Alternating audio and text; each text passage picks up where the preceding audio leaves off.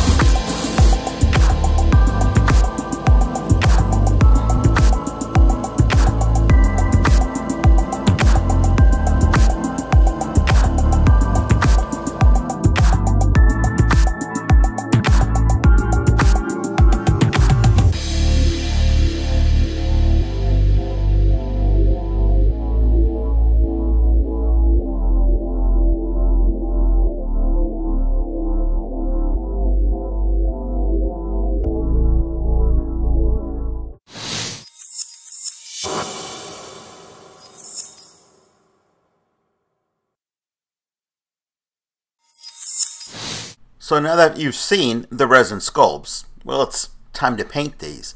And flesh tones is always a question that comes up.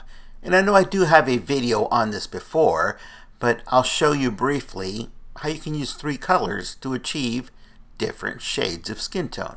Well, there's actually 4 colors here, the white being the base, red, yellow, and blue to create those skin tones.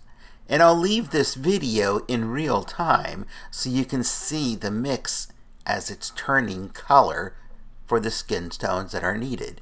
So you can have a darker skin tone, a mid-pink skin tone, and a base, well, flesh tone, so that you can implement all of the other tones. And of course, in between all this, you can create as many shades of flesh tone as you need. As you see, all of the sculpts are now painted in black. Why? Because it helps out with creating shading. And it's just, well, it's a lot easier to do it this way than to add shading in the end with more paint.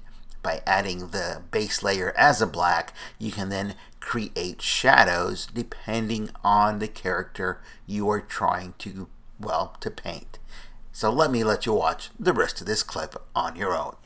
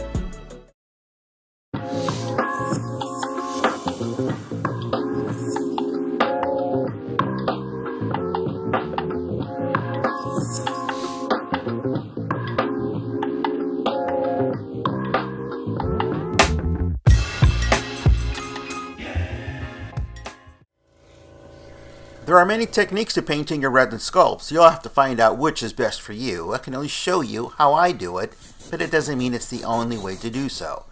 Now, you can't just rely on one technique. You sometimes have to implement a variety of them. Yes, I do use an airbrush, but I do finalize the final image using wet brush technique and sometimes a dry brush technique. Let's take a look so you can see what I mean.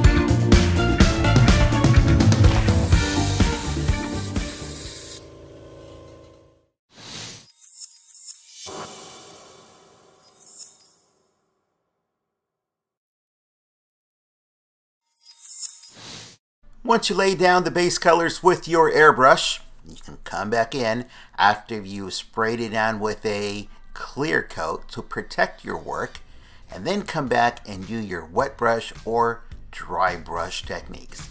And then you'll be able to finalize all of those little tiny details that are just not possible to get with an airbrush. Let's take a look at what I'm talking about.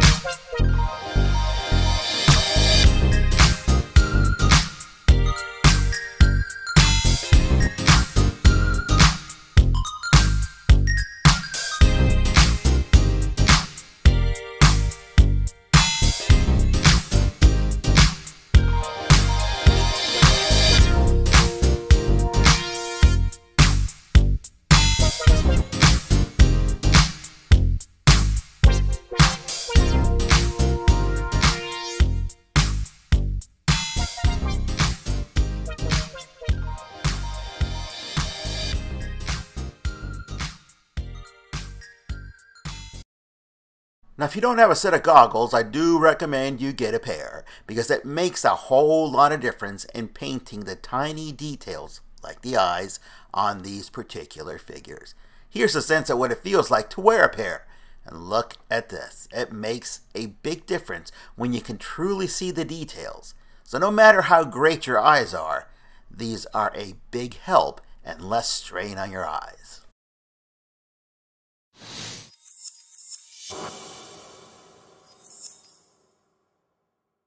Now here's another question that comes up, well, quite often. What brushes do I use to paint my figures? Well, the answer is, as you can see from the video there, the more zeros your brush has, the smaller the tip is. In this case right here, I'm using a 0. A 000 would even be smaller. So that's the whole key. The smaller the brush, the better it is. I use synthetic brushes. You can use actual sable brushes if you want, but they require more care and they're more delicate. The synthetic brushes can handle more abrasive materials, well, like acrylics for one. And the smaller they are, the more finer details you will be able to paint. But it will require the use of those goggles. So let's take a look at the video to show you how I actually paint the eyes. And by the way, I don't like painting eyes. They're very cumbersome because, well, they're so small. And each one of these figures has a different shape to the eye. Yet the pupil itself, if you want it to have a good stoic look, you need to paint the pupil toward the top. Let me demonstrate on a resin sculpt that's by a different artist. It's a little bit larger, so the eyes are larger. It's easier to show it on camera, but I like to thin down the black like a watercolor so that I can make the outline of the actual eyes. So at the bottom and top, very, very thinly, just apply. You don't even have to brush it on. Just let the actual contours of the resin take the color off of the brush and it will set in place. Obviously, allow it to dry before you come back in and add another layer of that same color. If you want it darker, just apply more layers. If you are brave enough, yeah, add some more color to the actual mix that you are applying. In this case, it does take a while to do so, and it does take practice. The first couple of times, you're totally going to ruin the figure. That's okay. Just paint it over, start over.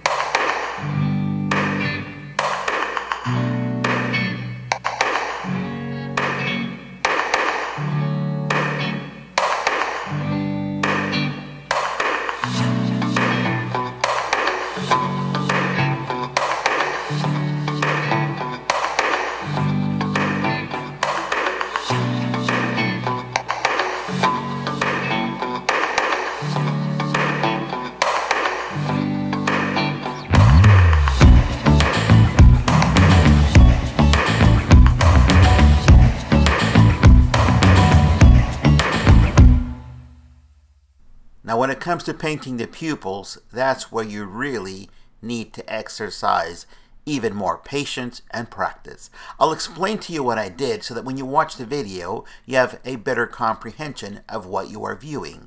So with the smallest brush that I have, which is a 0, I painted the base of the pupil in a darker color so that I would have that darker circle around the eye. Then I diluted it down with a white so that I could paint the center of the pupil in a lighter color, and then the actual dark iris, the black dot. Once that was dry, I then painted the white dot to show a highlight. Now this is where you need lots of practice, patience, well, a lot of practice really, because one of them you get correctly and the other one is just kind of goofy looking. So getting them to look actually symmetrical is sometimes, well, it's a real chore. A lot of people, and I've done it myself, I'll take a pencil and I will draw out the pupil where I want to paint, and then I'll come back in and paint. But as you get more and more practice, you won't find yourself needing to draw it in pencil. You can use decals, but they cost money and they're really, really tiny, and you still have to use the goggles to get them on properly. So just learn how to paint and you'll be fine.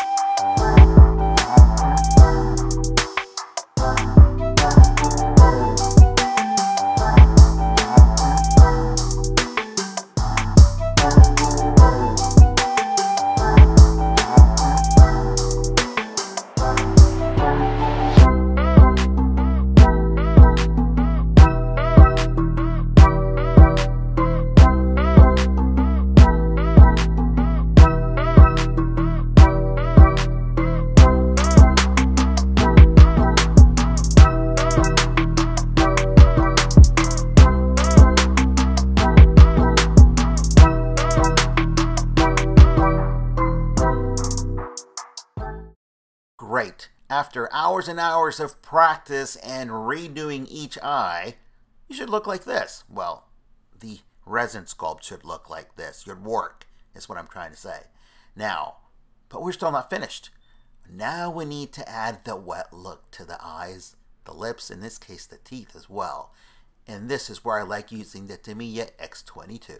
Let's take a look.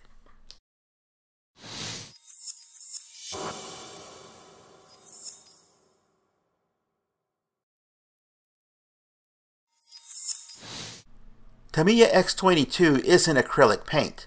However, it is a paint that requires solvent. It is a high gloss paint. So if you use acetone or paint thinner to thin it down, it's going to work much better than water. Water just won't thin it down at all, or even clean it off of the brush. But once you've got this in hand, with a very small brush, the 0 brush or 00, you can go in and just touch the eyes and lips lightly just to glide off some of that paint onto the surface and give it that wet look. It does not dry in minutes. It takes several minutes, maybe even an hour, to fully dry so you can handle the figure. If you handle the figure before it dries, you're gonna have it stick to your hands. You're gonna make a mess of your work. Let it fully dry, and if you want to think that using a hair dryer is going to help out, it kind of does, but then the figure gets hot and then you can't handle it anyway. So just let it dry on its own for an hour and then come back and you'll be able to work with the figure as long as you want. So take a look at the video to show you how I applied it.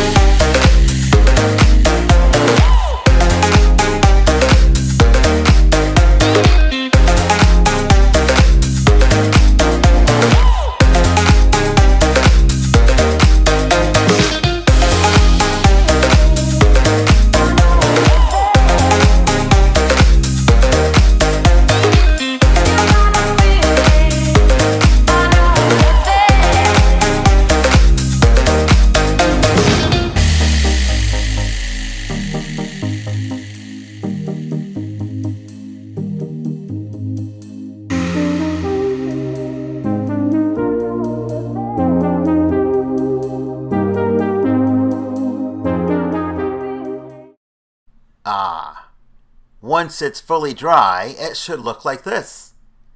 But guess what? We're still not finished. It looks presentable the way it is. Yeah, it's nice. But now, take a look at these two from John Walker Customs. They look great. And this is the pair of Superman sculpts that I purchased for my Superman.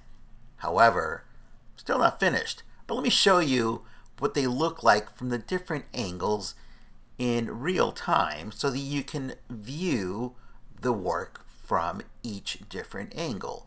And it didn't take me a few minutes to do this. It took me hours. And then I had to edit the video.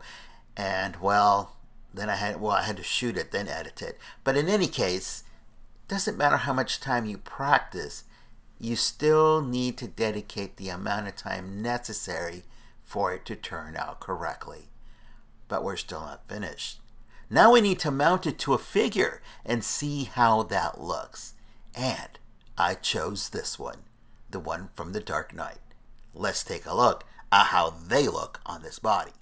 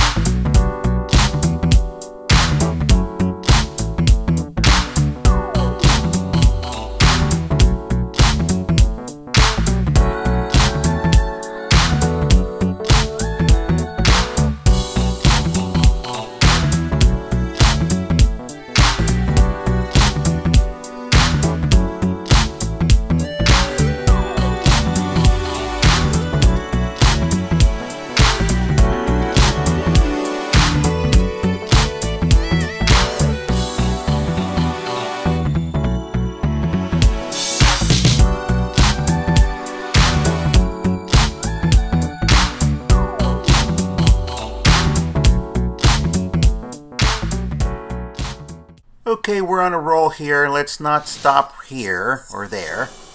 Let me show you what a Mezco head looks like on this body. And I heard that they look great.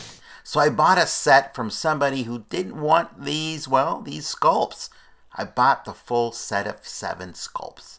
And they look awesome. It's a little smaller, but it makes the body look enormous.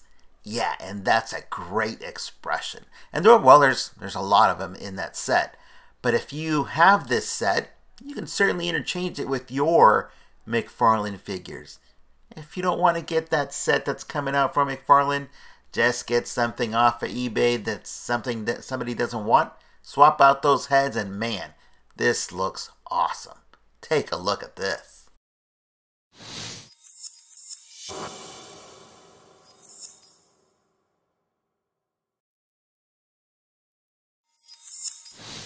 So those Mezco sculpts came with a peg, each and every one of them, and that makes it great for installation. But custom sculpts that are resin printed, well, they don't have anything in there sometimes. And that's why I use epoxy sculpt, part A, part B. You mix the two in equal amounts to get a solid or a single tone of gray, and then you can insert it into the cavity so that you can attach the figure. You allow it to dry, and it dries pretty much like ceramic. It's going to be incredibly durable. And if you do it correctly, you can pop that head on and off many, many times, and you can use it on different bodies. And you can swap that head without wearing this like putty or like the blue tack or even, well, hot glue. Now I'm going to show you on this Superboy sculpt that I painted earlier, and I've shown this in one of those video shorts. If you just set the head on top, it's going to be a bobblehead. I don't want that. Well, nobody wants that. That's why you need to affix the sculpt to that peg. In this case, because this epoxy is, well, malleable, it gives us roughly 20 minutes to make those adjustments before it starts to set. Now, using an old brush, I use the back end, which is rounded, to make the cavity for the peg that I want to insert. Using the opposite end of the brush now that used to have the bristles, I now remove the excess if there's any, and if you don't remove the excess, then you're not going to have posability on the neck. Now, going back in and rounding it out one more time, making it nice and smooth, taking the opposite end, and now making a center hole for that peg. And fortunately, it's pretty much within millimeters of the correct size. And then just push it onto the neck, and that peg will fit perfectly. Allow it to dry for about 10-15 minutes, then remove it because it will be setting, and then allow it to dry for 8 hours. If it does not look correct, you still have time to redo the process or refit it. Gives you roughly 20 minutes to do all of that before it starts to set. Once it's set, it dries hard like ceramic, allowing you to multiple times remove and reattach without damaging the piece. And this you can do to any of the custom sculpts that you may have or purchase and paint yourself. It's time to give something away this month in this video, and yes, you do have to be a US resident to win. This is a custom printed sculpt by Action Figure Customs out of Canada, a whole different artist, but I did paint this earlier, and it's just one of those I did not even use. Yes, sometimes I buy stuff just to play and practice, but it's time to give this one away to somebody who can make use of it. Does it have a limited mobility? Yeah, because it's got long hair. But if you like the look of Superman in the long hair, let me know in the comments, and you could be that winner. We'll see you next time.